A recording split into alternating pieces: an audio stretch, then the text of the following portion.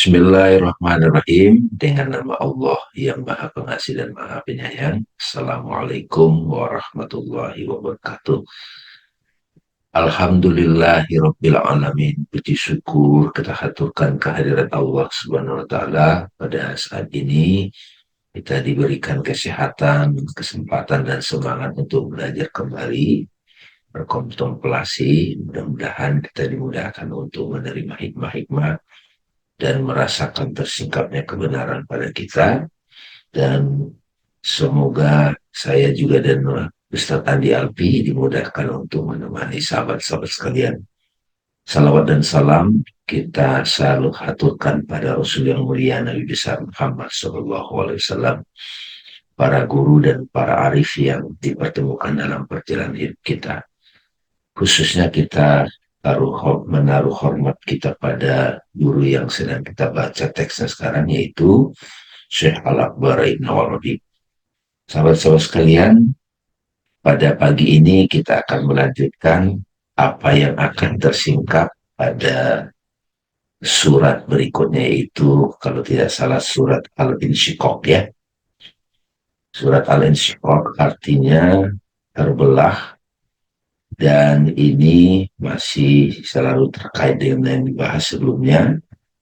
Dan sekali lagi saya ingatkan kepada teman-teman, kontemplasi ini sangat berkaitan dengan hakikat isyarat-isyarat ilahi dari teks yang tersurat. Ayat-ayat Allah itu bisa menampil dalam bentuk kejadian-kejadian yang disebut dengan ufuk ya. Sanurihim ayatina fil afaki.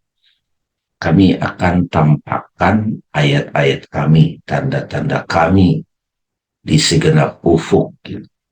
Jadi teman-teman jangan lupa, harus selalu ingat apapun yang terjadi dalam kehidupan kita, itu ayat-ayat Allah. Apapun fenomena yang nampak itu ayat-ayat Allah. Dan juga pada dirimu sendiri, wafi ampusim, pada diri kita juga.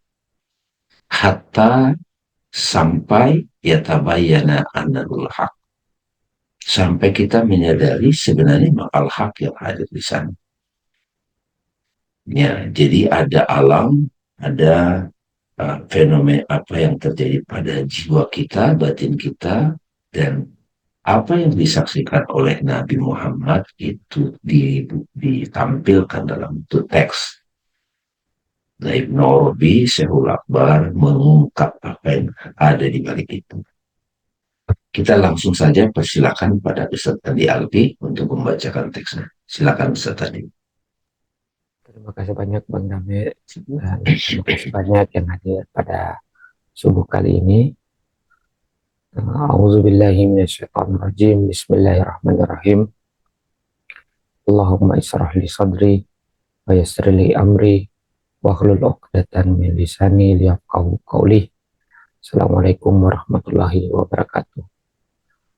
Alhamdulillah, pada pagi kali ini kita lanjutkan lagi dari pembacaan tafsir dari surah Al-Insyiqaq.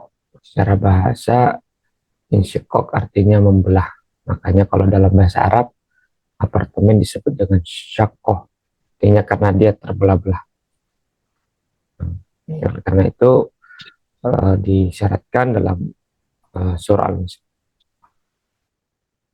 Oh ya Bang, maaf, saya belum jadi oh,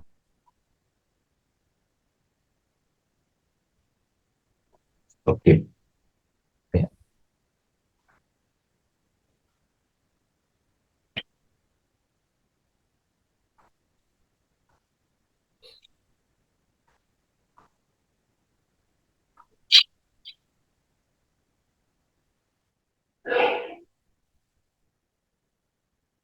Di surah Al-Insyiqaq ini ayat surah ke-84,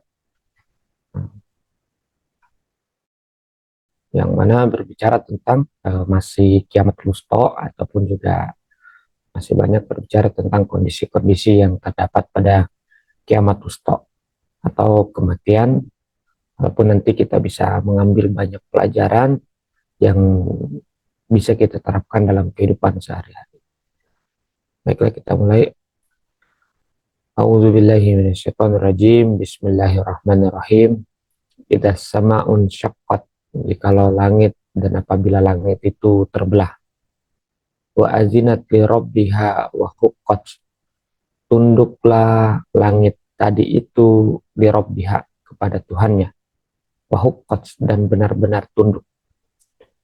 Wa idzal ardu muddat, dan jikalau saja dan apabila bumi itu dihamparkan, nah, wa alqat ma fiha wa takhallat, dan dilempar atau dilepaskan ma fiha, apa yang terdapat di dalam bumi itu, wa takhallat, dan menjadi kosonglah bumi itu. Wa azinat li rabbiha wa huqqat, maka tunduklah bumi itu kepada Tuhannya, dan langit atau bumi tunduk kepada Tuhannya dan benar-benar tunduk. Ayat ke-6, ya ayyuhal insanu innaka kadihun ila rabbika kadahan pamulakihi. Wahai manusia, nah ini ayat yang sangat indah. Sesungguhnya engkau kadihun, telah bersungguh-sungguh, ila rabbika, menuju Tuhanmu, kadahan, dengan benar-benar bersungguh-sungguh. Pamulakihi, maka engkau akan menemuinya atau engkau akan mendapatinya. Fa'amma man utiyah kitabahu biyaminihi, maka barang siapa yang diberikan kitab dari sebelah kanannya, fasopa yuhasabu hisaban yasira, maka dia akan dihisab dengan hisab yang mudah. Wa yanqalibu ila ahlihi masrura, dan dia kembali kepada keluarganya dalam kondisi yang senang dan bahagia. Wa amma man utiya kitabahu wara'a dhuhrihi, dan barang siapa yang diberikan kitabnya atau catatan amalnya, wara'a dhuhrihi, dari belakangnya. Wara'a belakang, dhuhri pundak, jadi dari arah belakang diberikan catatan amal. Wasofa yada'u sabura, maka dia akan berteriak, sabura, aku dalam kondisi yang celaka. Wa yasla sa'ira, dan masuk ke dalam api yang menyala-nyala. Innahu kana bi ahlihi masrura, sesungguhnya dia itu orang yang diberikan catatan amalnya dari belakang, dulu bi ahlihi, di dalam keluarganya dia bangga-bangga. Dulu dia sangat bangga atau sangat menyenangi apa yang ada dalam keluarganya. Innahu dhanna an lan yahur, dia menyangka bahwa dia tidak akan dikembalikan atau tidak akan kembalikan kepada Allah Subhanahu wa taala. Bala, janganlah demikian. Inna rabbahu, janganlah demikian, sungguhnya Tuhan kana bihi basira, Tuhanmu sangat memperhatikan, maha memperhatikan atau maha melihat.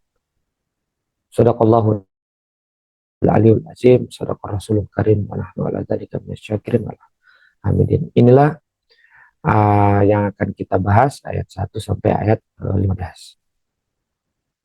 Jadi kembali lagi, yang dimaksud langit di dalam tafsir Ibnu Arabi pasti ruh.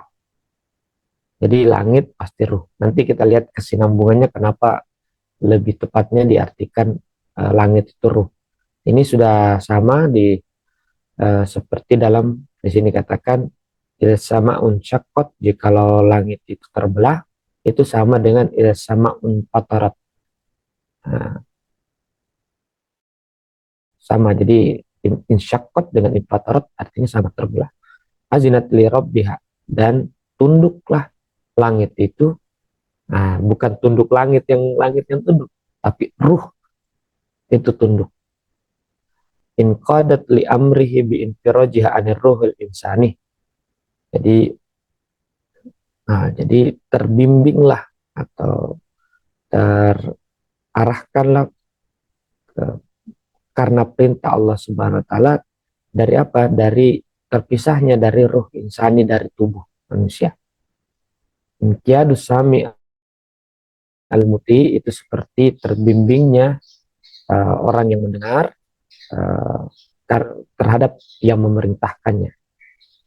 Wahukkot, yaitu hakun laha wa wajaba antun tanqada li amril qadir mutlak. Bahwa hukot artinya benar-benar ruh itu tunduk kepada siapa? Tunduk kepada Tuhan, tunduk kepada Allah Subhanahu wa taala. Maka daripada itu saya memberikan ini. Kalau kita masih ingat dalam surah Al-Infitor bahwa ruh yang dimaksud terbelah adalah ruh itu ketika tubuh fisik ini, fisik yang kita punya semua itu sudah expire, sudah sampai ajalnya, maka ruh insani dan ruh hewani terpisah. Ciri daripada ruh insani adalah dia taat. Ciri daripada ruh hewani itu menentang. Jadi terbelah. Jadi idza sama unsakot, jikalau sudah terbelah ruh itu, azinat li rabbiha huqqat, jadi yang tunduk kepada Tuhan itu adalah ruh insani. Nanti kalau insya Allah nanti kalau udah diupload semua di YouTube Bang Dame, pembahasannya dalam surah Al-Infitar. Kemudian wa idzal ardu muddat. Apa maksudnya ardu? Bumi itu dihamparkan. Tadi kan langit itu adalah ruh. Bumi itu apa? Ardul badan. Jadi ketika ruh tubuh ini, tubuh kita semua ini expire, udah selesai masanya, maka ruh insani kembali kepada Allah dan taat kepada Allah, sedangkan tubuh ini menjadi muddat, terhamparkan, maksudnya terkulas, sudah tidak mampu melakukan apapun itu. Muddat artinya basotot binas ruh anha, dia menjadi terkulai karena hilangnya ruh dari fisik. Wa alqat ma fiha, yaitu alqat itu artinya dimuntahkan. Jadi bumi itu di dalam ayatnya kan secara letterlet artinya bumi itu memuntahkan apa yang di dalamnya. Di situ bukan artinya bumi, tapi dalam pengertian Ibnu Arabi artinya adalah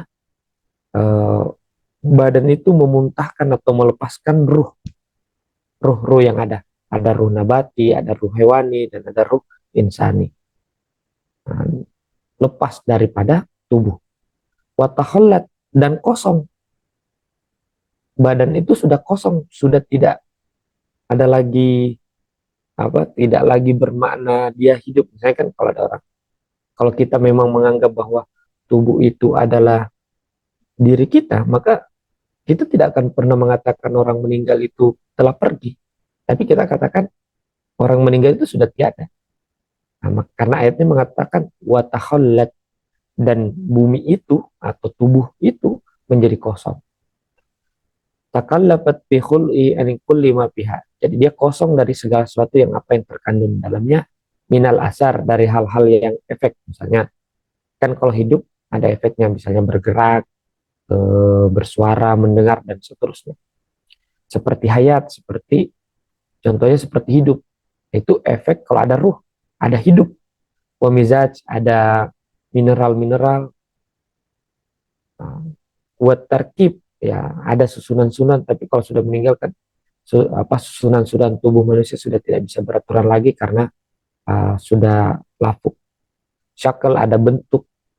Bi'atab, kenapa seperti itu terjadi? Karena kosongnya anir ruh itu lepas daripada tubuh.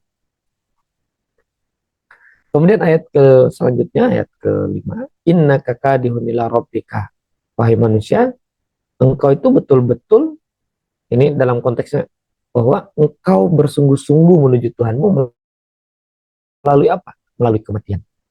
Mujtahidun fi zahabi ilaihi bil maut. Engkau itu bersungguh-sungguh dalam menuju kepada Tuhan bil maut, dengan kematian. Tasiru fi anfasi kasarian, engkau berjalan menuju Tuhanmu dengan setiap langkah napas. Jadi setiap langkah napas itu adalah jalan menuju expire atau kematian. Anfasuka khattuka ila ajalika, Napasmu itu adalah langkah menuju satu langkah menuju pada ajal atau expire dari tubuh. Nah, pamulakihi, maka engkau akan bertemu dengannya.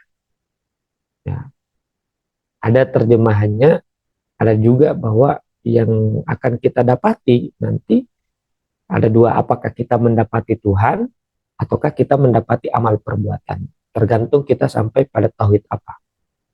Nah, kalau sampai pada tauhid zat, kita mendapati Tuhan. Tapi kalau sampai pada tauhid af'al dan sifat, maka amal perbuatan yang akan kita dapatkan. Kemudian, fa'amma man utiya kitabahu biyamini, barang siapa yang diberikan kitabnya dari sebelah kanan, nah, maka di sini katakan, bi an ja'ala min ashabil yamin, maka dia dijadikan sebagai orang-orang yang sebelah kanan. Bidoru pisuratil insaniyah. Nah, dia bentuknya, kalau orang yang diberikan kitabnya dari sebelah kanan, bentuknya dia adalah manusia. Akhidan kitab nafsihi, dia mengambil kitab tentang diri jiwanya, jadi ada kitab catatan amal jiwanya, au badannya, jadi catatan amal badan juga. Jadi atau memori mungkin ya, memori yang ada pada badan. Biyamini aklihi. Nah, tapi dia ambil catatan itu dengan akalnya. Biyamini, dengan akal kanan. Qori'an mafihi, dan dia membaca seluruh apa yang di dalam catatan amal itu. Min ma'anil akli, dari makna-makna yang bersifat akli dan Qur'ani. Ya nanti ya Qur'ani maksudnya bukan mesti baca Quran, tapi membaca seluruh tanda-tanda Tuhan. Fasofa yuhasabu hisaba yasira, maka dia akan dihisab dengan hisab yang mudah. Dengan apa? Bi antuh ma sayiatihi. Antuh ma sayatuhu wa yu'fa anhu. Dengan apa? Dengan dihapus perbuatan buruknya dan juga diberikan pahala yusabu bihasanatihi, dan diberikan pahala atas kebaikan-kebaikannya. Dafatan wahidah sekali. Kenapa mereka dapat itu? Libaqo'il fitrah. Karena fitrahnya masih ada. Terjaga fitrah.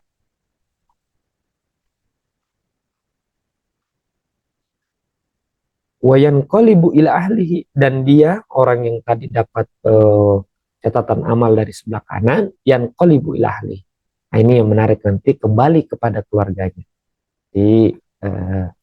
Di sini di ayat ini yang qalibu ila ahlihi, Ibnu Arabi jelasin bahwa keluarga itu ada dua, darah dan ruhani. Kalau darah, anak, cucu, kakek buyut dan seterusnya.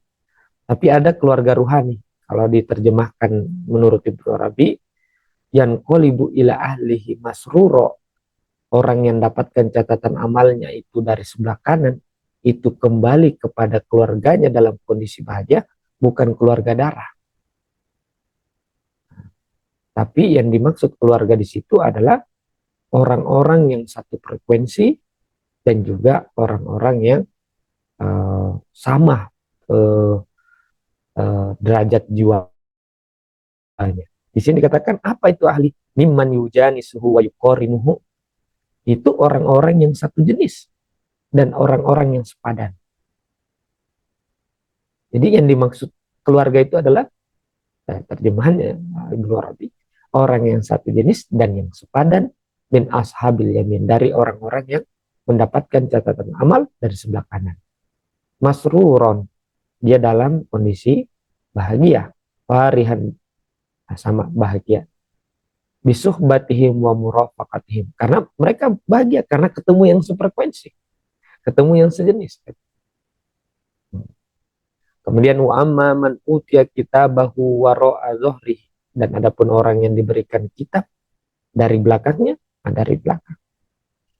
Kenapa dari belakang? Di sini Ibnu Rabi sangat indah menjelaskan, ai jihatul lati tali zulmatah minar ruhil haywaniyah wal jasad. Orang ini adalah orang-orang yang dominan ruh hewaninya dan juga jasadnya. Orang yang sangat dominan. makanya dikatakan dari belakang. Belakang ini gelap, simbol kegelapan, nggak kelihatan. Makanya dikatakan zulmatu minar ruhil hewaniyah wal jasad. Nah, beda kalau fa innal wajhal insan jihallati ilal haq. Beda kalau wajah dia melihat ke depan, melihat al haq. Nah, sedangkan belakang holpahu jihatuhu allati ilal badan zulmi. Sedangkan kalau dari belakang itu kepada badan yang gelap. Nah, makanya orang yang dapatkan catatan dari belakangnya bentuknya di sini katakan hewanat, dalam bentuk hewan. Nah, itu makanya keluarga ada yang darah dan ada yang ruhani. Jadi ciri-ciri keluarga ruhani itu yang seperti ini. Jadi kita semua satu keluarga. Nah, sama-sama uh, konsisten belajar. Nah, saya terutama yang belajar dari apa yang saya jelaskan, saya yang paling banyak belajar. Ini kita semua satu keluarga. Karena kita satu disebut tadi yujanis, yaitu satu jenisnya, satu frekuensi. Pasofa yad'us sabura. Jadi orang yang mendapatkan amal ibadahnya dari belakang, mereka akan mengatakan, waduh celaka nih. Nah, celaka. Wayasla sa'ira, maka dia masuk ke dalam api. Neraka, api yang menyala-nyala. Api menyala-nyala itu adalah efek atau api asar. Narul asar atau efek dari perbuatan-perbuatan. Api mahamid tabiat yang berasal daripada tabiat-tabiat yang diperbuat. Innahu kana fi ahlihi masruro. Orang-orang yang mana mendapatkan catatan amal dari pundaknya, dari belakangnya.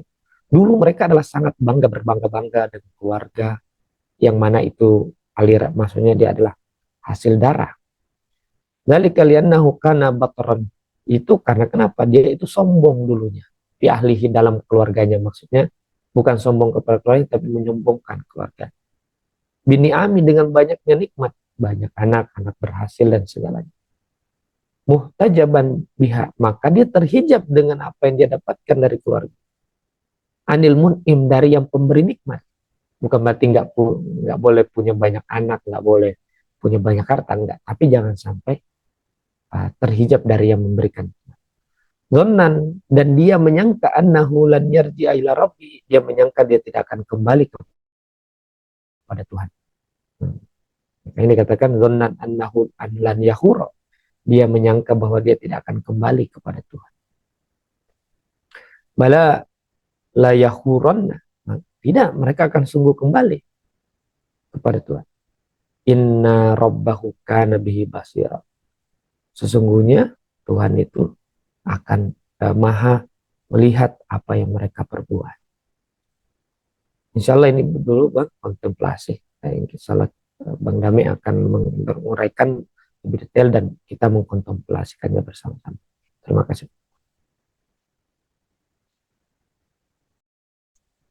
Terima kasih Ustadz Andi Alfi. Alhamdulillah sedikit banyak kita sudah mulai melihat hakikat di balik uraian ayat-ayat tadi ya teman-teman. Saya mencoba mengkontemplasi dari sudut pandang saya. Bismillahirrahmanirrahim. Ya, Bapak Ibu bisa membuka Al-Qur'annya. Di situ dikatakan ayat 1, apabila langit terbelah ya. Al-insyiqaq ya. Insyiqaq terbelah mirip dengan intifar yang kemarin ya. Surat Al-Infitor ya, Infitor ya. Jadi di sini teman-teman terbelah di situ maksudnya itu langit ya. Langit itu sudah dibuka langsung oleh Ibnu Arabi adalah mengenai roh batin kita. Nah sekarang pun sebetulnya kalau kita menyadari batin kita, kita sedang mengakses rohani kita. Jadi ketika kita meditasi teman-teman, itu kita menyaksikan angkasa sebetulnya di situ ya. Pada saat teman-teman berhalwah sendirian, menutup hubungan dengan dunia luar ya, menutup panca indera, maka sesungguhnya kita masuk ke angkasa, ke batin samawati ya. Nah, kita belum terbiasa di batin kita itu ada berbagai eh, efek-efek rohani itu yang di situ disebut roh insani sama roh hewani. Di pertemuan yang lalu di filsafat Mula Sartra juga suka disebut ada animal soul. Animal soul itu ada yang buas bahimiah, ada yang sabaiyah hewan ternak ya, bahimiah sabaiyah. Sekarang pun kita sudah menyadari itu apabila kita mati sebelum mati. Kalau sekarang kita sudah terbiasa menyadari pemisahan ya terbelahnya antara roh hewani dan roh insani. Insani itu roh hewani itu menentang, roh insani itu patuh gitu. Ya, apabila langit terbelah dan patuh kepada Tuhannya kan di situ kan, dan sudah semestinya langit itu patuh, rohan itu patuh, dan apabila bumi diratakan dan memuntahkan apa yang ada di dalamnya dan menjadi kosong, nah itu sudah detail banget itu ya Ustaz Andi Alfi ya. Jadi ketika fungsi-fungsi daya-daya fisik yang selama ini berfungsi mendengar, melihat, dan juga merasa sistem pencernaan ya, sistem pernapasan, pengaliran darah di situ sudah tidak berfungsi, itu yang disebut kosong, udah keluar semua fungsi-fungsi itu dan patuh kepada Tuhannya udah kosong ya, dan sudah semestinya bumi itu patuh. Pada waktu itu manusia akan mengetahui, nah di sini kalau uraian dari terjemahan biasa, tiba-tiba lompat, hai manusia gitu. Hai damai gitu, kita kan ngaku, hai manusia gitu, kamu telah bekerja sungguh-sungguh menuju Tuhan. Kamu kan selama ini sudah bersungguh-sungguh tuh Tuhanmu, maka pasti kamu akan menemuinya. Nah ini juga Ustadz Andi Alfi dan teman-teman di satu sisi maknanya adalah mereka yang sudah sungguh-sungguh melakukan halwa, zikir, meditasi tiap malam, dia akan mengalami mati sebelum mati ini. Sebelum kenyataan yang sudah kita saksikan, seseorang mengalami kiamat wusto. Ya, mati. Ini yang disebut mati sak jroning urip. Jadi ayat ini sahabat-sahabat sekalian, kita alami sekarang sebelum kiamat wusto datang gitu ayat Sahrial. Ya. Nah, apa yang terjadi pada waktu kematian itu datang? Kita sudah bertemu Tuhan. Bertemu Tuhan, cahaya ilahi, rohani yang murni yang memang mengatur itu. Nah, di situ ditampakkan ya. Adapun orang yang diberikan kitabnya dari sebelah kanannya, ini indah banget ya. Kitab sebelah kanan berarti catatan-catatan dari ruh hewani, ruh insani. Maka dia akan diperiksa dan pemeriksaan yang mudah. Nah, di sini ditegaskan juga di sini ya, selama kita hidup teman-teman, kalau ruh insani kita yang mendominasi, maka sepanjang hidup kita akan sering menyaksikan ayat-ayat Allah. Saya suka kayak tadi malam saya sama Ustadz Adi melakukan takziah di sebuah keluarga yang sedang ada keluarganya meninggal. Saya sampaikan di situ, ya. Jadi kehidupan yang selama ini kita jalani jangan lagi kita lihat fenomena itu sebagai masalah saja. Ya kok dia ribet sama saya, kok dia menyebelin. Nah itu nanti roh hewani kita yang dominan tuh.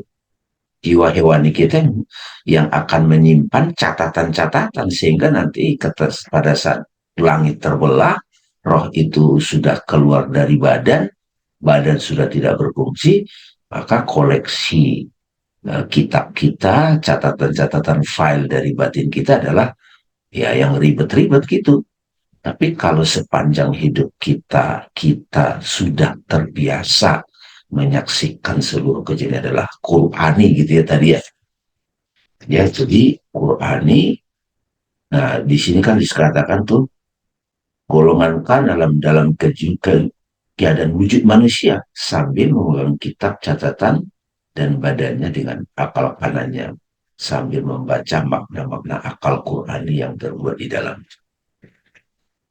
Nah ini kan selama ini orang Islam kan suka tidak percaya reinkarnasi kan. karena sangat terbatas pemahaman reinkarnasi. Jadi kita sudah bisa lihat inkarnasi kebangkitan rohani kita. Di bahasa Islam itu di sebelah kanan atau dari belakang. Kalau ditampakkan dari belakang kan kegelapan nih, nggak punya indera nih dari belakang nih teman-teman. Kalau dari depan manusia itu kan dari depan itu bagus banget. Depan, kanan lagi kan, itu mengarah pada insani kan. Kalau belakang kan nggak tahu apa-apa selama panjang hidup kita, setiap kejadian kita nggak ngelihat Tuhan yang hadir di situ. Maka ya itu yang akan pasti terjadi pada kita saat kematian.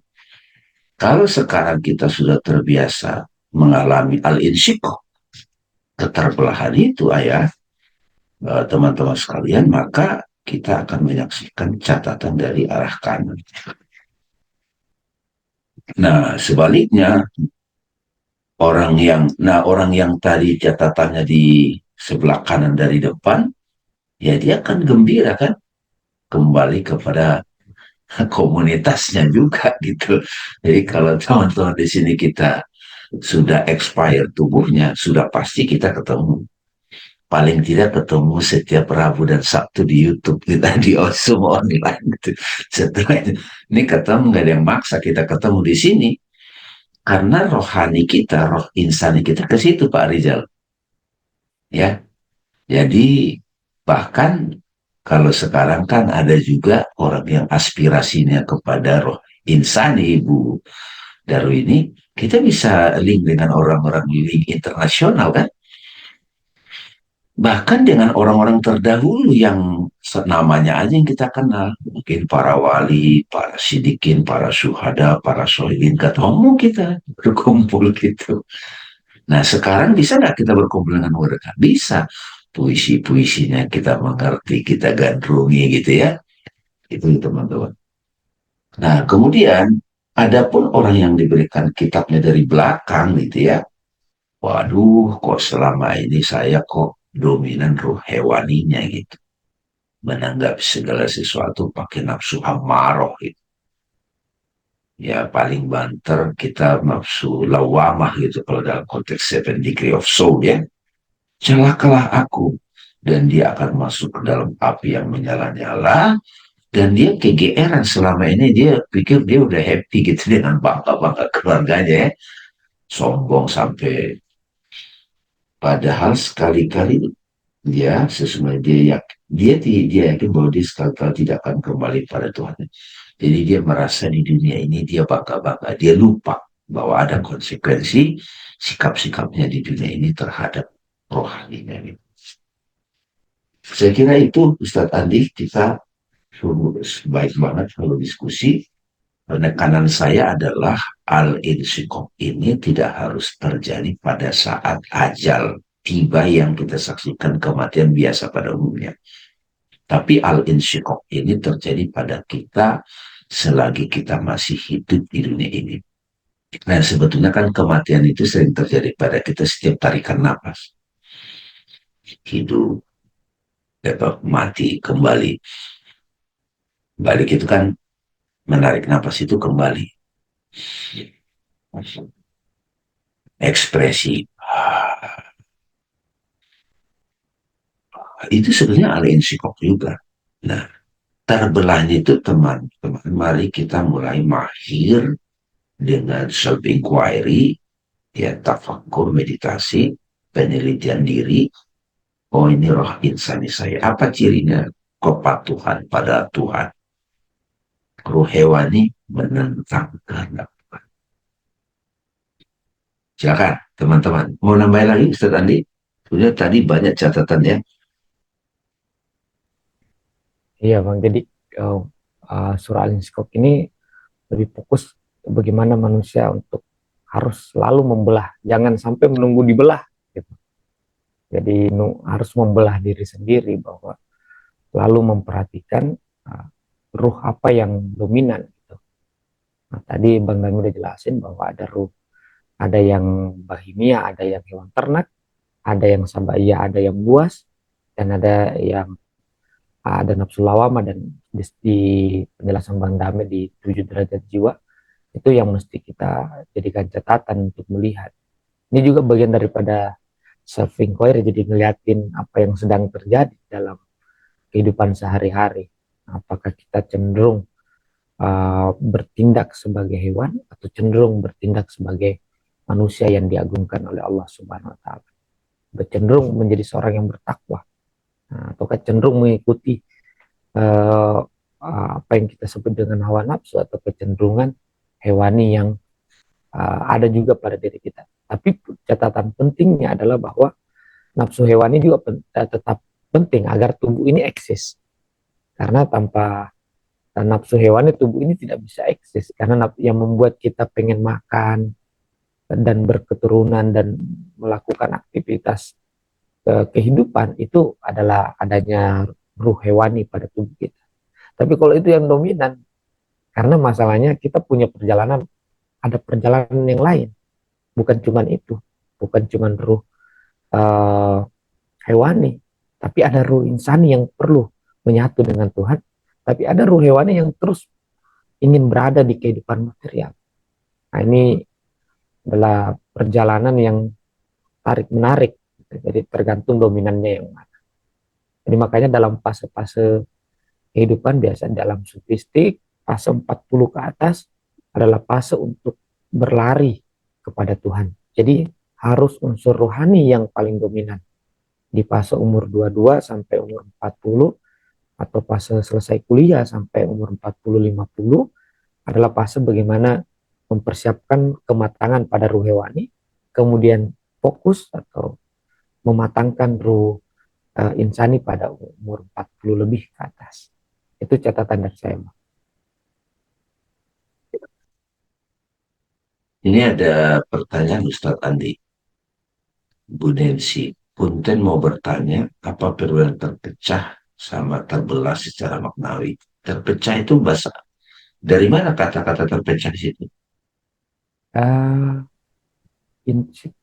itu semua kalau secara bahasa, secara artinya Jadi kenapa terpecah? Karena itu kondisi manusia, dia menunggu tubuhnya expire, jadi dia pecah sendiri. Karena tubuh expire, dia makanya pecah sendiri, makanya atau terbelah sendiri. Jadi kita tidak boleh menjadi terbelah karena termakan oleh waktu. Tadi sebagaimana disampaikan Bang Dame, ini harus segera untuk dibelah dalam setiap hari atau dipecah, ataupun juga yang jelasnya inti daripada insyuk itu ada dua hal terus kita pisahkan. Nah, karena berasal dari kata syakko artinya memotong, membelah dua. Jadi apapun itu intinya adalah bagaimana memisahkan ruh insani dan hewani dalam pengertian membuat ruh insani lebih dominan. Itu Bang. Saya mau kasih analogi gini teman-teman. Ini kalau nggak mahir bermeditasi memang self inquiry bingung juga ini. Kalau kita bikin teh teman-teman atau bikin kopi, ya kan ada air panas, dia siapin cangkir, ada kopinya, ada gula kalau yang suka gula, tiga unsur, air, kopi, gula. Begitu sudah larut, kita gimana tuh membelah-belah itu lagi, misah-misahkan, susah kan? Nah demikian juga tubuh kita ini, ya. Pada saat kematian datang itu semua terpecah. Paling nyata itu adalah ya unsur-unsur daya-daya pencernaan itu kan terpecah-pecah semua jadi, ya. Jadi jangan terjebak pada istilah terpecah sama terbelahnya, tapi bagaimana kita secara sadar saat ini bisa membelah-belah itu, memilah-milah. Nanti di ayat lain nanti nggak tahu kapan ada namanya furqan, kemampuan membedakan. Atau kalau di level jiwa kita memilah-milah, membelah-belah itu adalah, oh seorang laki-laki misalnya ketika jadi kantor, oh saya sekarang lagi jadi direktur. Maka jiwa yang dominan adalah A gitu. Jadi saya pulang ke rumah, dia sudah jadi suami. dia juga suami, ada juga ayah gitu. Sebagai ayah dan suami itu kan juga harus bisa dibelah, dipisah. Nah, dalam konteks ini hierarki rohani gitu. Jadi apabila langit terbelah, langit kan dimensi batin. Sampai tadi saya sudah kasih praktek sederhana sedikit pada waktu sendirian malam-malam di ruang halwah teman-teman sendiri, tutup mata. Itu kan banyak suara-suara tuh, banyak gambaran-gambaran mental. Bisa nggak kita memilah-milah itu? Ya sederhananya kalau di konteks lain ada unsur malakuti, malaikat, angelik, ada juga satanik, itu di rasio gitu. Di akal kita itu yang cenderung kepada cahaya itu angelik, kemalaikatan, ada satanik. Saya suka nyebut manipulatif, nyinyir, akal-akalan gitu. Sementara, nah, roh insani itu dicenderung sebagai akal, akal ke atas. Apalagi akal itu sudah akal kontemplatif seperti kita sekarang. Malah kontemplasi Al-Quran ini menggunakan akal agar kontemplatif sehingga nanti dia jadi transform jadi kolbu. Jadi kita mengetahui itu tidak lagi banyak menganalisa secara logik, tetapi sudah logik itu dituntun oleh cahaya Quran, cahaya ilahi. Ya jadi yang nah paling penting di situ, teman-teman. Nah, kemudian catatan tadi, apa rekaman dalam kehidupan kita yang sudah kita saksikan di batin kita? Dia catatannya di kanan, ayah, atau dia di belakang? Di belakang itu berarti kayak bayangkan, kita kan tidak bisa melihat dari belakang, teman-teman. Jadi kalau kita buka file-file kita di masa lalu, kita belum bisa menyaksikan bagaimana Tuhan hadir dalam setiap peristiwa itu. Maka pada waktu kematian datang itu dibuka, itu catatannya dari belakang. Kenapa? Karena yang merespon itu roh hewani. Roh hewani kan makan, minum, makan. Kan itu kan roh hewani. Makan, minum, punya anak, itu kan seksual. Kalau roh insani kan, wah ini kehadiran nama Tuhan, asma Allah yang ini nih. Ini maknanya, ini hakikatnya ini nih.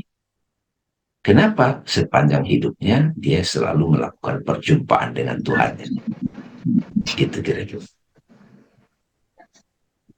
Silakan. Bu Yanti mau bicara?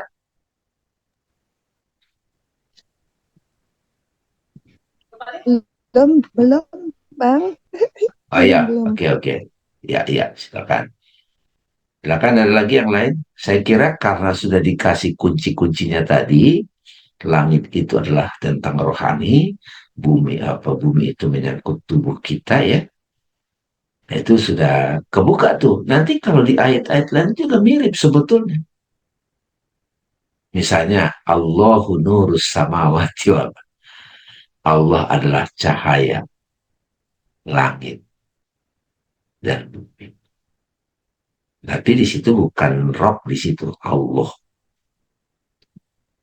Jadi jangan, memang penggambaran langit itu kalau kita tengah malam mendengar ke atas, kan yang kita saksikan hanya kekosongan, bukan biru loh, malam-malam. Ya kan? Ketika kita siang hari ya kita ngelihat kosong aja tanpa batas. Jadi begitu kita kalau meditasi diam hening itu batinnya sudah bercahaya atau masih gelap pekat dan kita nggak ngerti apa-apa di sana. Ya ya. Jadi apa yang mahir kita, makom kita saat kita meditasi ngelihat menyaksikan ruang batin kita, itulah yang pasti akan kita terima saat kematian datang. Nah, yang bangkit apa? Ya, yaitu kalau dalam konteks tradisi lain kan reinkarnasi itu kan, oh kok yang nampak hewan nih gitu. Ada badaninya juga, ada form badaninya, imaginal world, apa, badan imaginal gitu. Abi Ajikri, ada yang mau dipertajam? Silakan loh. Masih ada kesempatan. Siap. Terima kasih Bang Game Ustaz. Dari Jambi ini ya, dari Jambi ya. Dari Jambi, Bang, Wah, tadi menyimak ya dari awal ya. Lebih menyimak dari clear awal. ya sekarang. Clear, sangat clear sih sebenarnya Bang.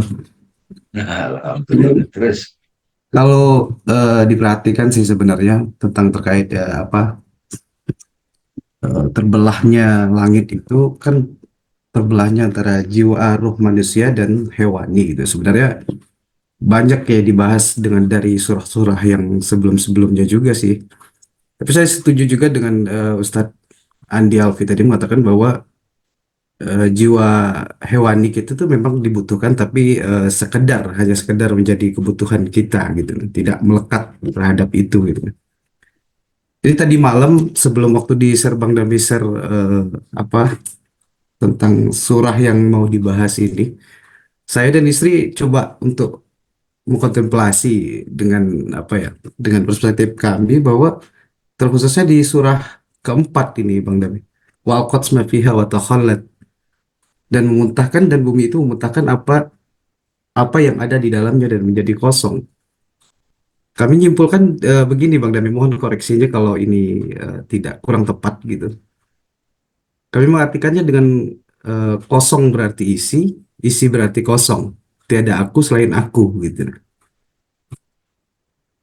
Dan di sini juga sih eh, ya kurang lebih gitu. Bang Dami, artinya banyak benar, benar kata Bang Dami tadi bahwa banyak kita sedang belajar mati sebelum mati yang sebenarnya gitu. Itu aja Bang Dami. Terima kasih. ya, jadi kita bisa melihat, memaknai Al-Quran itu. Al-Quran itu kita kan pakai pemahamannya mushaf ya, mushaf datu. Itu nanti rohani kita akan punya penglihatan sendiri gitu teman. Ini itu maksudnya. Jadi kalau saudara Habib mendapat pemaknaan ya, dan apabila bumi diratakan. Tapi ada tem-tem yang tetap tuh Mas Habib. Iya. Bumi itu berkaitan dengan jasmani gitu. Kan memang kalau kita lihat orang yang mati, kan kalau lagi hidup kan masih berfungsi daya pencernaan, pengaliran darah, jantung. Tiba-tiba begitu roh hewani sama roh insani keluar, itu semua itu muntah semua, maksudnya itu udah nggak ada lagi, kosong udah gitu, nggak punya daya lagi kan. Orang mati kan udah nggak pingin makan, nggak berdekat lagi, jantungnya udah kosong dari daya hewani. Kalau di filsafat Aristoteles itu manusia disebut hewan yang berpikir. Jadi kalau nabati itu yang menumbuhkan, nabati soul itu. Kalau hewan itu ya gerak gitu ya, makan, minum gitu. Kalau insani itu mulai akal dominan, mencari hikmah. Self inquiry itu menunjukkan manusia, apa Ustaz Andi Alfi. Iya kan teman? Orang yang siapa aku itu dia berarti manusia gitu. Kan monyet nggak ada diskusi. Who am I? Apa makna hidup? Kan nggak ada diskusi mereka gitu. Ayam diskusi nggak ada gitu. Jadi manusia kalau tidak bertanya begitu, ya berarti dia dominan hewan gitu. Nah pada saat kematian al-insyikok itu terbelah, terpisah. Roh hewani sama roh insan. Jadi roh hewani juga dibagi lagi, bahimiyah, sabaiyah. Yang buas sama yang ternak. Ternak itu cenderung makan. Kalau buas itu menerkam, ganas. Nah, kalau misalnya dominan roh hewaninya sepanjang hidup, maka catatan kitabnya ya dari belakang kayak. Nah, sekarang kita bisa tahu kan catatan kita banyaknya dari belakang apa dari kanan depan. Pasti kita tahu dong. Kalau dari belakang ya banyak hal yang kita nggak ngeh hikmah-hikmahnya. Kenapa kadang-kadang kejadian masa lalu bangkit lagi dari kubur gitu maksudnya. Dendam lama datang lagi gitu loh. Ketemu mantan datang lagi. Ngamuk lagi dia gitu. Musuh bebuyutan dan dia justru minta untuk dimaknai ulang. Jangan pakai ruh hewani. Pakai ruh insani. Makasih, Abi. Siap, Bang Damai. Mungkin izin Bang Damai Ya. satu lagi nih, terkait yang ayat yang selalu yang dua kali diulang nih, wazinat li rabbiha wa huqqat itu. Itu kira-kira esensinya apa itu, Bang Damai? Ya, silakan Ustaz Andi Alfi dulu. Ya, terima kasih Mas Abi. Jadi ayat yang wa'azinatil rabbiha huqqat yang pertama itu berbicara tentang ruh, yang kedua berbicara tentang tubuh. Di yang kedua itu kan setelah berbicara tentang bumi. Nah, kalau ruh dia taat, uh, dia taat dan tunduk kepada Tuhan, sedangkan bumi itu bumi atau tubuh ini itu dia bukan taatnya taat rohani. Seperti tubuh ini juga taat kepada Tuhan, tapi taatnya apa secara hukum, hukum semesta, Paksa, hukum terpaksa. semesta. Ya, mau nggak mau harus taat apa proses 5-6 tingkatan kehidupan. Pertama ada, kemudian lahir, kemudian tumbuh, kemudian berbuah, kemudian lapuk, kemudian hilang. 6 tahap ini pasti seluruh tubuh pasti ke situ. Jadi diulangnya itu maksudnya konteks yang kedua pada tubuh dan apapun itu. Jadi kita di samping kita punya seluruh manusia atau seluruh keberadaan punya kehendak rohani, tapi dia juga, seluruh keberadaan atau seluruh manusia juga punya ke, keharusan tunduk kepada sistem Tuhan yang sudah dibuat di semesta ini. Tidak bisa tanpa ada sistem. Begitu dari pemahaman saya. Ya. Terima kasih, Ustaz. Ya. Silakan, ada lagi yang lain. Bang Rizal. Bang Rizal juga suka bikin catatan itu.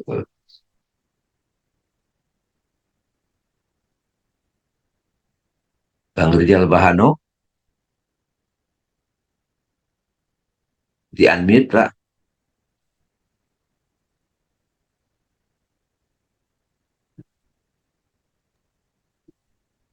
Ya, makasih Bang. Bisa, suara saya bagus Bang. Bagus, bagus. Assalamualaikum warahmatullahi wabarakatuh. Waalaikumsalam.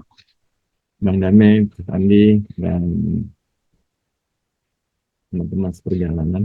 Ini saya tadi cuman memastikan aja nih Bang. Kadang-kadang ada pemahaman, ada pengertian saya yang ruh di sini memang ruhnya jiwa atau memang ruh yang ditiupkan oleh Allah gitu kan. Nah, tapi kalau saya melihat di sini itu ruh jiwa gitu kan, Bang. Jadi yang gitu.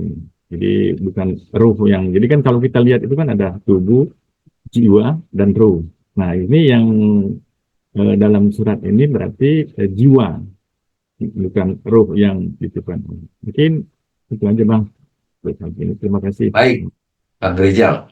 Di sini memang Ibnu Arabi tidak memisahkan antara roh dan jiwa ya. Karena sebetulnya Pak, tapi terima kasih tadi disampaikan. Pada level tertentu Pak, misalnya nih jiwa itu kan marah, marah jiwa. Itu yang marah jiwa apa roh sebetulnya? Jiwa. Iya kan? Jiwa apa roh yang marah? Jiwa. Sebenarnya kan jiwa itu juga ekspresi roh. Cuman roh itu dia murni. Kalau makanya saya kadang suka pakai cara Vedanta. Jiva namanya, jiva Pak. Jiva itu analoginya gini Pak. Kalau lautan itu roh tanpa batas, infinite, ya. Terus kita masukkan air laut itu ke aqua gitu Pak. Dia jadi terbatas. Sebenarnya dia tetap laut.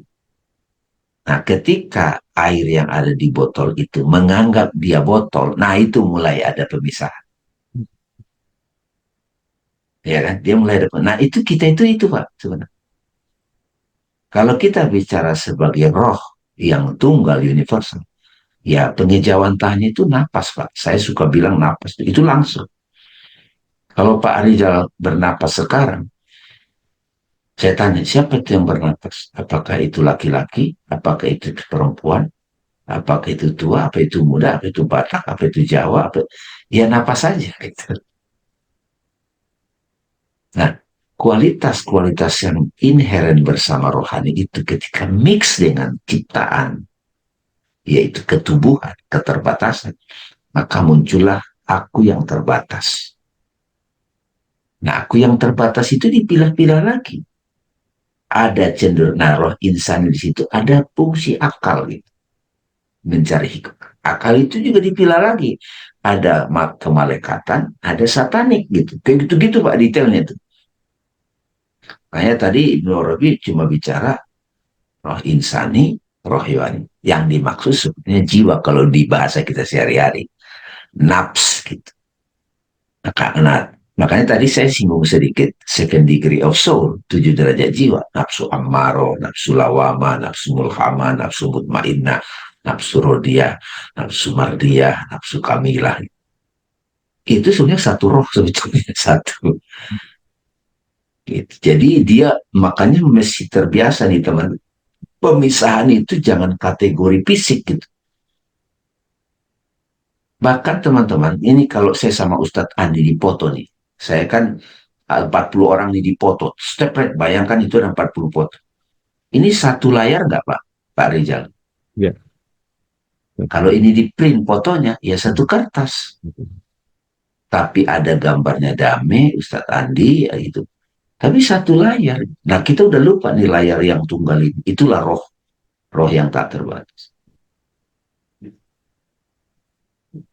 Nah, ketika dia menampil, kalau ini kan layar datar.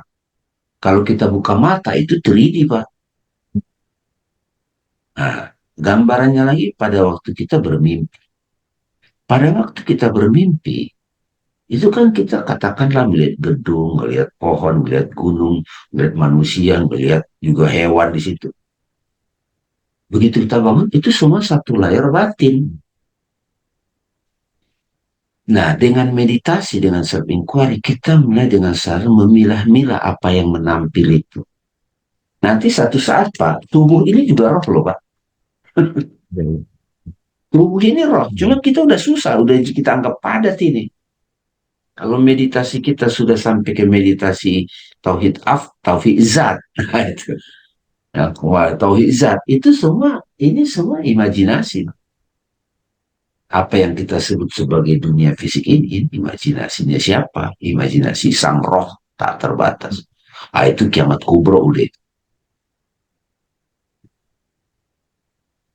Nah, kita kan masih nyicil nih, Pak.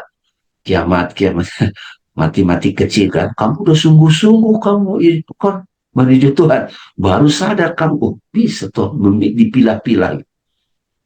Kadang-kadang air laut itu ada air yang kan air laut itu ada laut merah gitu kan. Bayangkan air laut sama air sungai bertemu. Gimana kita bisa memilahnya nih? Ada unsur dan garamnya ini masih tawar gitu. Nah batin kita itu kayak gitu. Tapi rohani yang bening jernih itu dia bisa bersaksi. Tidak cukupkah bagi kamu Tuhanmu menjadi saksi atas segala sesuatu? Itu surat Fusilat. Gitu ya Pak ya. Jadi terima kasih Pak Rizal. Jadi maksudnya itu memang jiwa yang itu.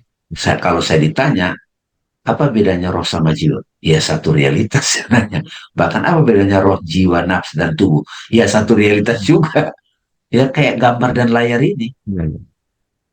Ya. Nah, apalagi kalau ini kan Pak nih, ini saya kasih lagi suka analogi ini. Ini mau saya ganti gambarnya begini Pak, diganti di gambarnya kan, ya tetap layar yang sama Pak, Hmm. ya enggak? Ya. diganti begini, begini, begini, itu tetap layar yang sama.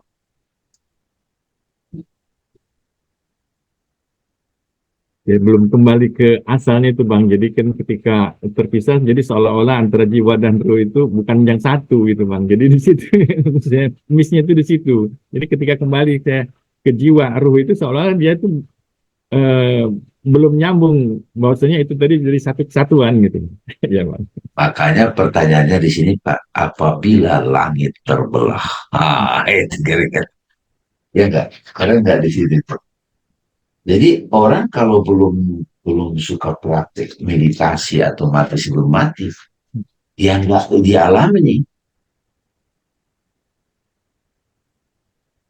ya. Apabila langit terbelah, apabila langit terbelah dan patuh pada Tuhan, itu. Nah ini Selbingkor ini Pak, ini petunjuk sehari-harinya nih. Kalau kita di sini supaya jangan hanya ini pemahaman yang di pikiran gitu, tapi wah saya udah terbiasa belum membelah langit saya ini. Rohani saya ini.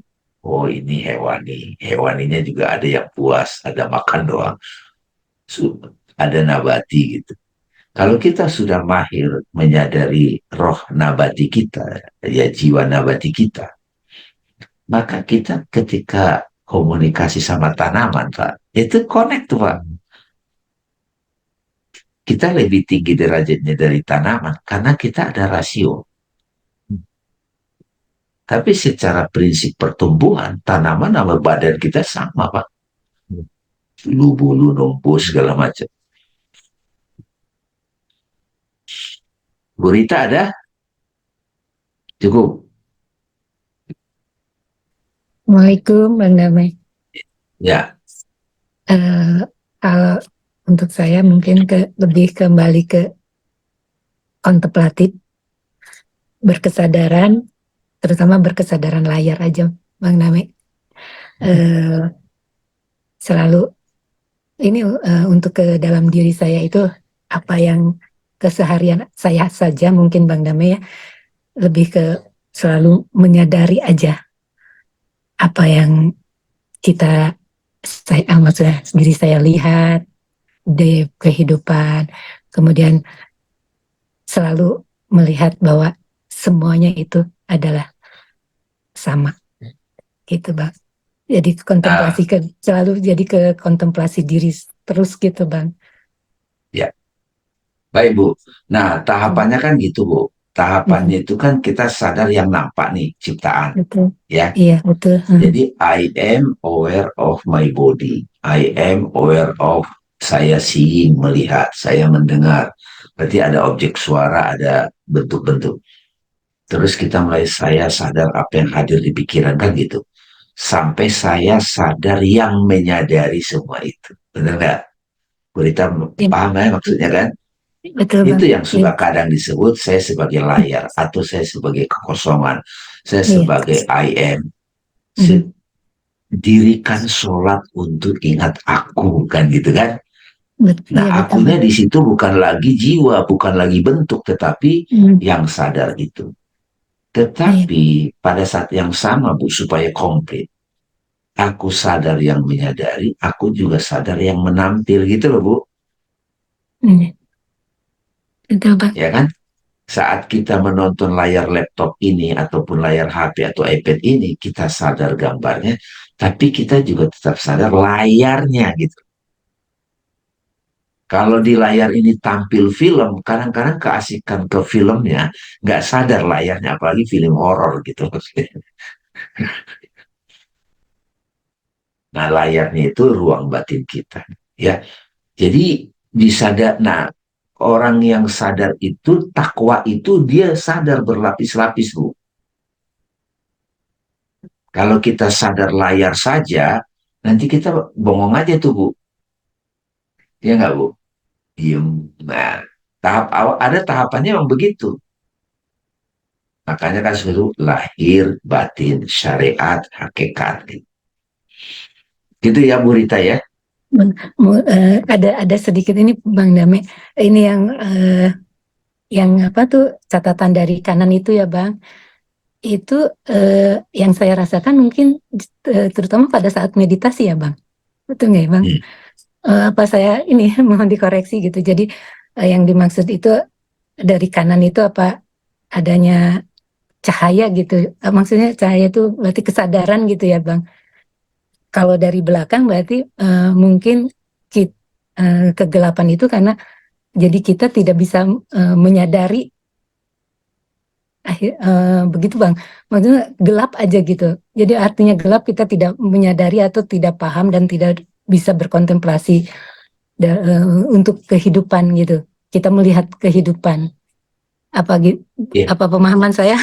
Mohon dikoreksi Bang Dame. Terima kasih.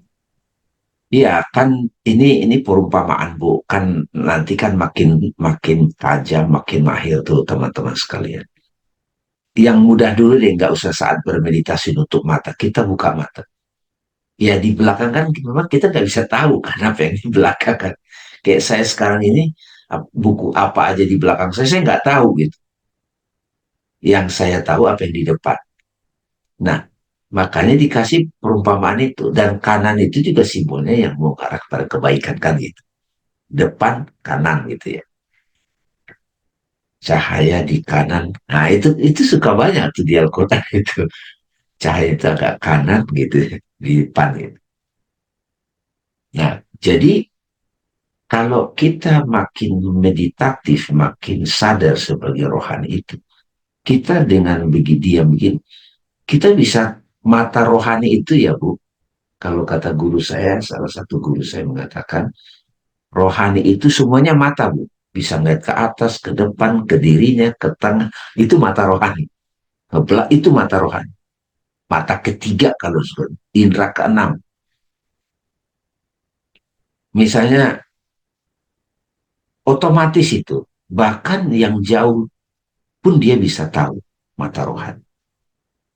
Nah, kenapa bisa begitu? Karena dia mulai berlatih menyaksikan segala sesuatu dari mata rohaninya atau ketuhanannya rohani. Gitu ya Bu Rita ya, insya Allah ya. Jadi jangan juga saya itu, oh saya menghindari kegelapan. Nanti pelan-pelan dalam awalnya kegelapan itu nanti ada kejelasan pandangan batin di situ. Nggak ada lagi depan belakang jadinya, atas bawah. Kalau kita ke angkasa kan nggak ada atas bawah, ya kan? Tumbang tuh atas bawah. Baik, Mas Andi, Ustadz Andi, masih ada tambahan? Ya, cukup Bang. Insya Allah kita Cukup lanjut ya? lagi Rabu. Rabu ya, oke. Ini ada Bu Ratna terakhir, gelap berarti goib. Nah, sekali lagi, kalau kita dengar kata goib, itu seolah-olah sesuatu yang nggak bisa kita tahu kan gitu. Goib itu saya lebih suka istilahnya masih tersembunyi. Tersembunyi. Kalau bagi orang itu sudah nggak tersembunyi, ya dia sudah tembus pada yang goib. Ya, rohan. Ya. Jadi dipertajam nanti alladzina yu'minuna bil goib gitu. Mereka yang beriman pada yang goib. Baik, terima kasih teman-teman ya. Gelap itu tiadanya cahaya. Nah ini lagi-lagi nih, kita kadang gelap itu gelap fisik kita nganggapnya ya. Jangan terjebak ya teman-teman. Akal yang nggak ngerti juga suka dimaknai gelap gitu kan. Pusing nih nggak ngerti ya itu gelap juga tuh. Ya, jangan karena udah terbiasa gelap itu kita pada konteks fisik, makanya Imam Al-Ghazali mengurai cahaya itu Mishkatul Anwar itu nggak pakai akal juga gelap itu nggak berfungsi akalnya itu gelap. Gitu ya. Yang penting setiap hari dalam setiap kontemplasi kita ini kita dapat, oh ini ada petunjuk ini. Gitu. Baik, terima kasih teman-teman. Mudah-mudahan kita selalu diberkati mengikuti kebersamaan kita dalam belajar ini. Ustadz Andi juga dilancarkan, diberkati untuk bisa terus menerjemahkannya sehingga kita bisa dapat petunjuknya. Demikian teman-teman, sampai ketemu lagi di next pertemuan. Assalamualaikum warahmatullahi wabarakatuh. Waalaikumsalam.